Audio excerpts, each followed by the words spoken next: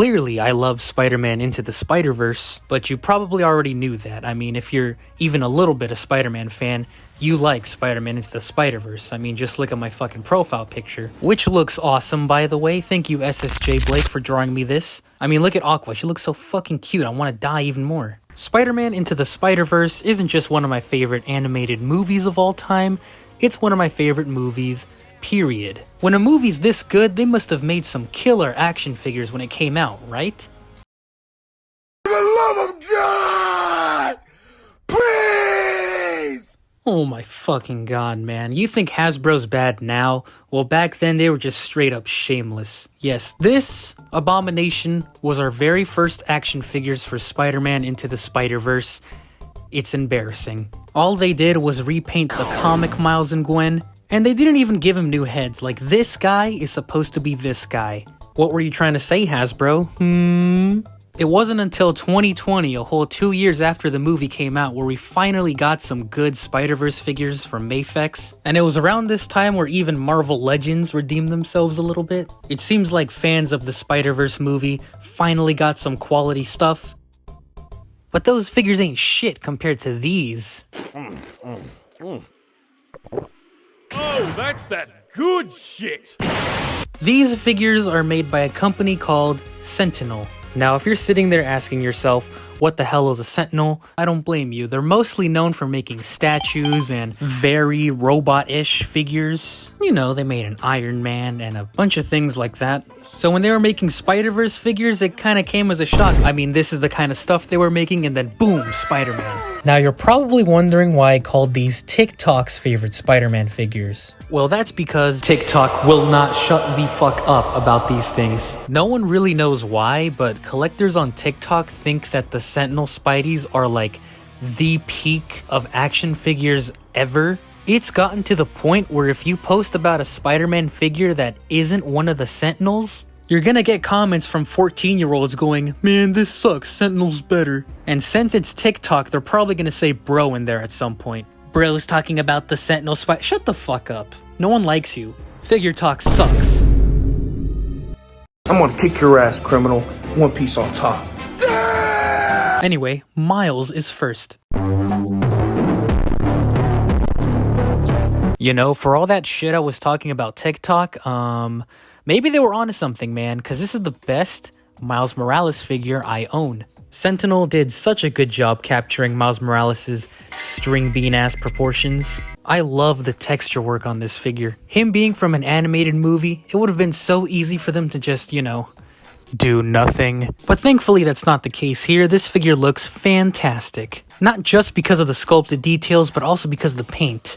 The paint is cool. The webbing on the figure is painted gray, and all the red parts like the spider symbol look really nice. And there's even some red overspray on the feet. The figure overall has a really nice matte finish throughout the entire thing. The only parts that are shiny are the lenses, which makes complete sense. On my figure, it looks like there's more red paint on the lens than the other one. Also, there's blue paint in the middle line, which is really cool. Really, my only problem with this figure are his fucking birthing hips. Damn! The figure is so lanky, and his hips stick out this much. It kind of throws off the proportions a little bit. And not helping things is the head. Nothing wrong with the head itself, it just sits a little too low on the neck peg. It also makes him look like he has gamer neck posture, if you know what I'm saying. I mean, he is an artist, so I guess it's not completely inaccurate. It would have been better if the head sat higher on the neck, but it's no big deal. But probably my favorite thing about this figure is just how he feels. He feels extremely high quality, and that's no exaggeration. With Miles being as skinny as he is, you'd think the elbow and knee joints would be extremely fragile, but no. They're buttery smooth and rock solid. Just like my But the looks alone isn't what makes this figure so great. We've barely scratched the surface, my friends. Because they didn't just give this figure accessories, they gave him a shit ton of accessories. And then they gave him some more.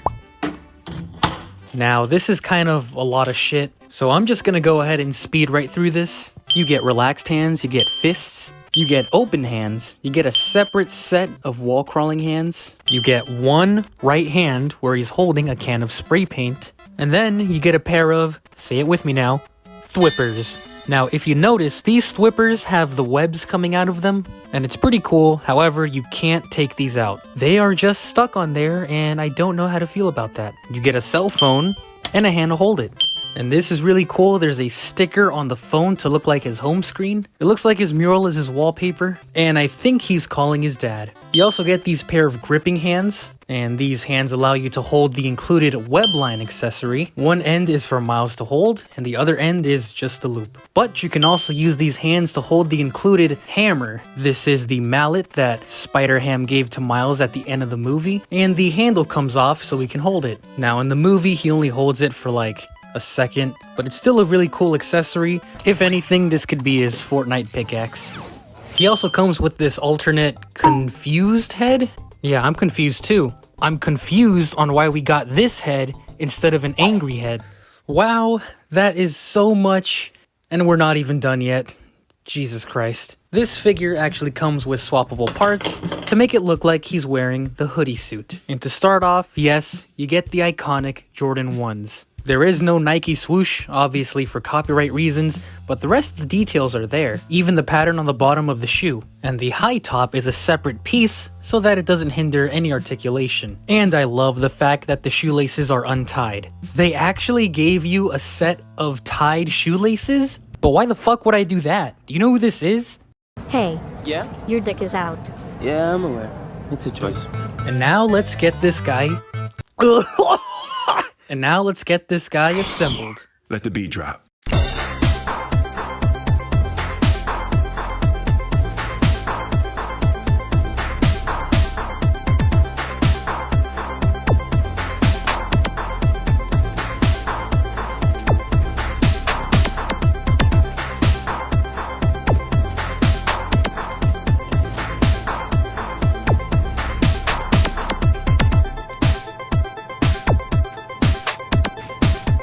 And to complete the look, you get the unmasked Miles Morales head. And this thing looks incredible. It looks like it jumped straight out of the movie. And the eyeballs are on a separate shiny layer of the face.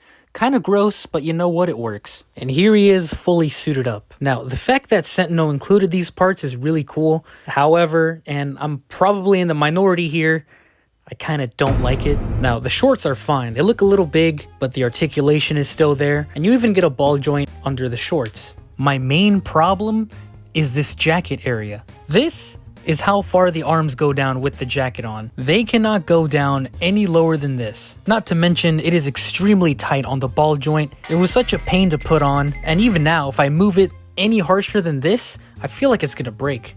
And also the jacket itself, while it looks cool, it's always flowing backwards. Now don't get me wrong, it does look cool, especially when you're trying to recreate the posters, but having him just standing there, he looks kind of stupid. Also, you get these hoodie pieces. One is the hood down, one's the hood up, but they're shit. You're supposed to plug them in on the back of the sweater. No. While we're on it, let's get into some problems I have. First up is the unmasked head. Now, it still looks really nice, but I can only photograph this guy from his right side, because that's the direction he's looking. Yes, this figure has the McFarlane side eye. So just like that figure, the many ways you can pose this figure are extremely limited for the simple fact that he's looking off to the right and not straight. However, unlike that figure, it is still a very good one and nothing like this abomination. And his toes. As you can see, they're pointed upward, which makes standing him kind of annoying. But even with those list of problems, this figure is still outstanding and definitely the best Miles Morales figure in my collection. Whoops, I completely fucking forgot. This figure comes with a pair of headphones. You can't put it on the unmasked head, unfortunately, but you can put it on the masked head. And I wonder what he's listening to. Needless to say, I'm in crippling debt. I was a bad bitch, nevertheless. Calling it quits now, baby, these figures are a wreck. Crash at my place, I'ma throw it back. Spider-Man? Oh, hey, didn't see you there. After Miles, Sentinel released the Peter Parker Spider-Man figure. Now, I actually bought this figure brand new, but if you're wondering what happened to the box, there you go.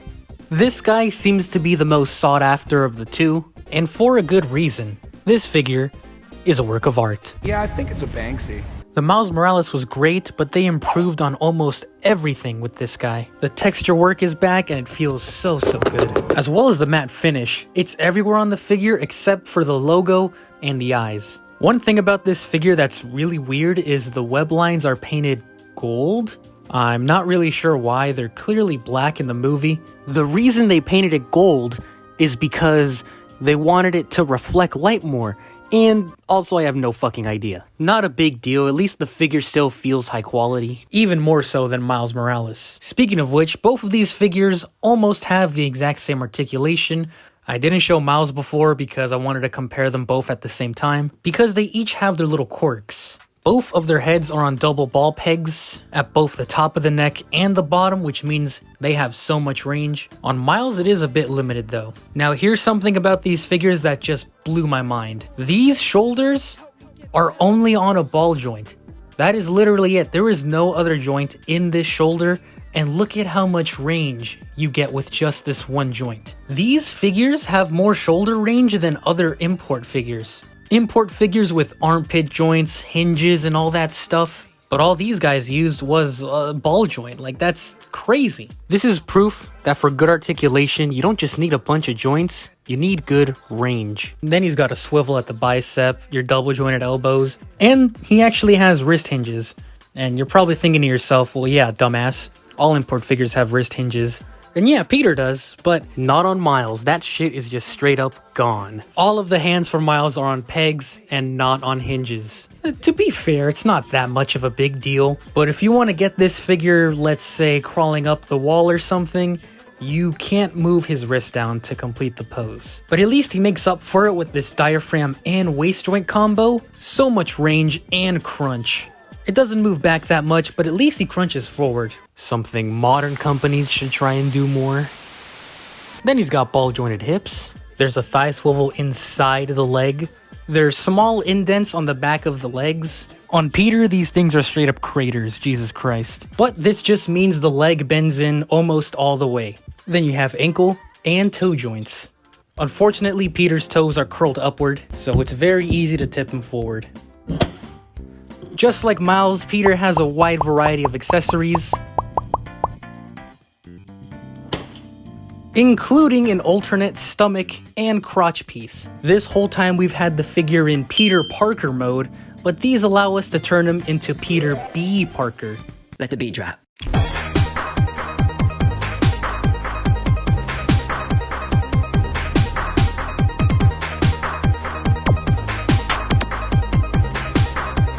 Yeah, that didn't take long. So now, as you can see, Peter has a bit of a gut, but the articulation remains the same.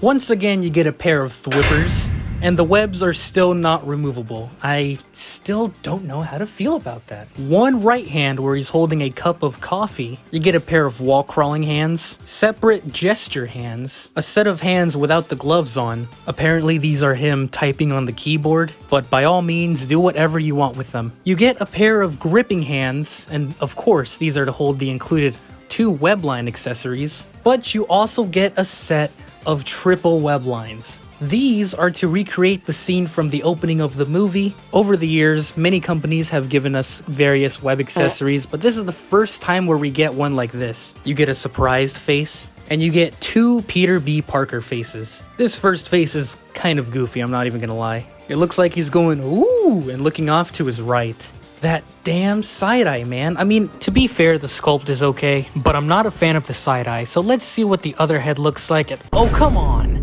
Why is he looking off to the side? Look, these are fine for what they are, but these facial expressions, while they are fun, they're just so situational. These heads would have been a cool bonus if he came with just a neutral Peter Parker head, which is something both the Marvel Legends and the Mafex figure have. And that goddamn side-eye. Let me give you an example on why the side-eye sucks so hard. Here I have Miles posed with Prowler like he's dying on the floor. It looks fine from this angle, but if I try to shoot it from the front, damn. Not only is Miles smiling, but he's looking off to the side. Good faces, but these figures could have really used a neutral face. And lastly, we have this head for Peter Parker of Earth 1610. And this is more like it. No side-eye. Hallelujah. And lastly, you get a pair of glasses. And these things are really cool, and the best part, you can put it on other figures. Add glasses to your Peter Parker, or even make a Clark Kent. And both figures come with these stands. They're alright. I think these are just standard stands all Sentinel figures come with. There is a way to take off the clear pieces to have this track action. It's kind of dumb. I don't recommend it. Here are the instructions, so in case you don't know how to play with a fucking toy, then this is for you. But no, really, the instructions is actually where you can find one of the accessories. Yes, the second page has newspaper cutouts, which you're supposed to cut out yourself. So grab your pair of scissors, cause it's time to do arts and crafts. Be sure to clean up your mess, kids.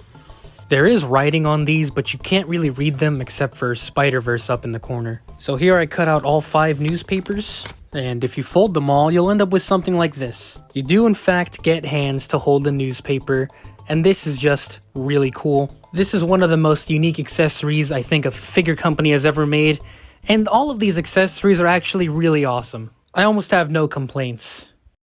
Almost. All these accessories, and he has no fists. No fist hands whatsoever. I don't know why they didn't include those, but that's my one real complaint with this figure is that he didn't come with fists. Prowler, crease his Jordans. No, Uncle Aaron, please, don't crease my Jordans. I'm sorry, Miles.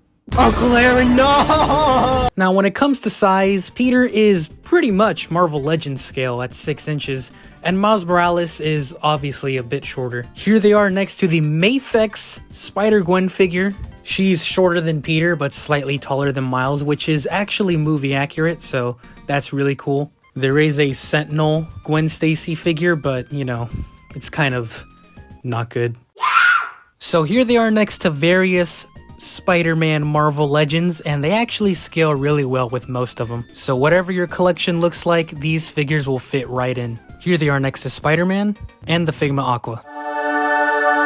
Well, I hate to say it, but TikTok they were right. These figures are really cool. Now, I wouldn't say these are the best Spider-Man figures of all time. I think that's a bit of an exaggeration, but the sculpt and detail, the buttery smooth articulation, and the amount of accessories, good God, they absolutely loaded these figures up, man. Even if you were to overpay for these figures, I feel like you'd get your money's worth. I mean, that's pretty much your only option now since these figures aren't being sold anymore in stores. They do fetch a pretty penny, so go ahead and search up the old eBay and Mercari, you know, make sure you get them, because there's really... What is it? What about the bootleg one? What about the bootleg Peter B? Oh yeah, you can get the bootleg. It's cheaper, and it's better than the original, because it's cheaper.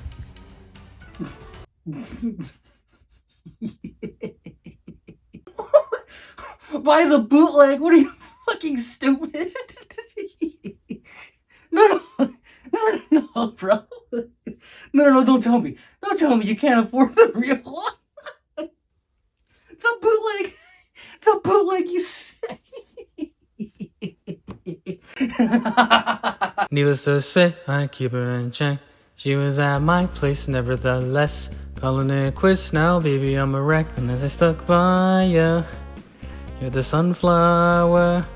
I think your love will be too much, and you'll be left in the dust unless I stuck by ya. I'm feeling pretty good. It feels nice to review good figures for once. So much so, I think I'm gonna make this a more common thing on the channel. Review actual good figures for once. I just feel so fucking... I'll fucking review this next, god damn it. Piece of shit.